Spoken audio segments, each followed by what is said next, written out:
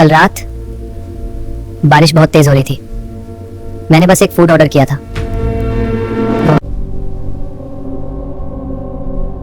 Delivery executive 10-15 minute late हो गया और ऑनेस्टली मैं इरिटेट डोर खोला और सामने जो देखा उसने मुझे अंदर से हिला दिया। मैंने कैजुअली पूछा, भाई इतनी बारिश में भी काम? और बोला, पीक प्राइसिंग चल रही है सर,